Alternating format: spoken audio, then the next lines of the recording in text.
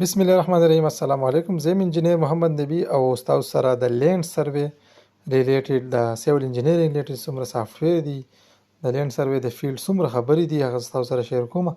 دا یو اپ دی چې ایریا فرام کوارډینیټ. تاسو په دې لاندې ځای ته وګورئ که نه، دلته کې لیکلی دی په دې یلو نه هایلایټ کړی چې دی په یلو کلر باندې ایریا فرام کوارډینیټ. دا تاسو ځانه ډاونلوډ کولی شئ ښه د پلی سټور نه. اوس د دې مقصد څه دی؟ ډیر ایزی اپ دی. اکثر موږ سایټ ته لاړ شو که نه، په سایټ کې بیا موږ څه چل کوو، اکثر ایریا په کار شي یا د دوو پوینټونو په منځ کې ډسټنس په کار شي، نو دا د هغې دپاره ډېر بیسټ. هلته په ایم ایل ایم باندې هم کار کېږي خو دلته کې ډېر ایزي دی. دلته لیکلی دی ایکس واي، مطلب یې دا دی چې تاسو دلته کې صرف نارتنګ ایسټنګ نارتنګ کوارډینیټ چې دی هغه دلته کې راوړی شئ ښه، لکه لیول به سره نالي، ډسکرپشن به نالي، پوینټ نمبر به نالي. نو مونږ په فوټونو کې خپله سروې کړې ده، نو ایریا به په سکویر فیټ کې سلیکټ کړو. تاسو چې په څه کې کړي نو هغه به سلیکټ کوي. صحیح ده.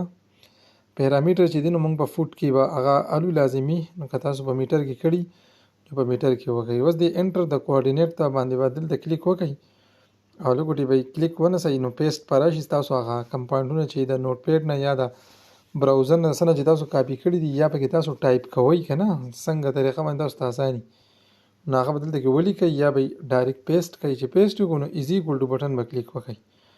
ایریا راکړه موږ 4,85,000. صحیح ده که نه؟ دا موږ راکړو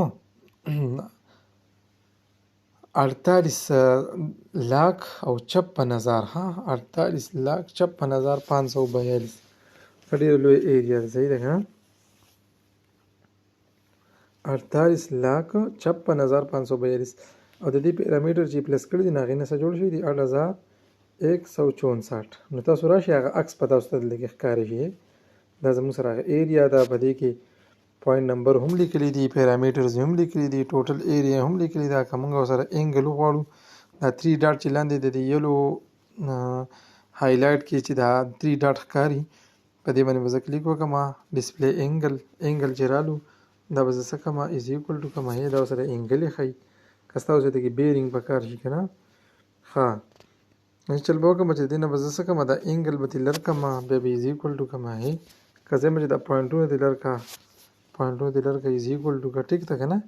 خو نه موږ پوینټونه راغستل پکار دي موږ له، نو به دا لازمي شو کوو. دې نه سکرین شاټ وباسه. دا دې کې څه فایده ده چې تاسو به سکیچ څنګه وباسئ هلته په سایټ کې په پاڼه باندې که نه، نو هغه به هم کلیر شي او ډېر ښکلی ایزي طریقه ده.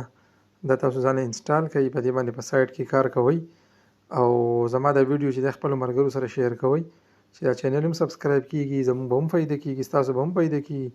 مله اجازه راکړئ. د الله په امان. خدا حافظ.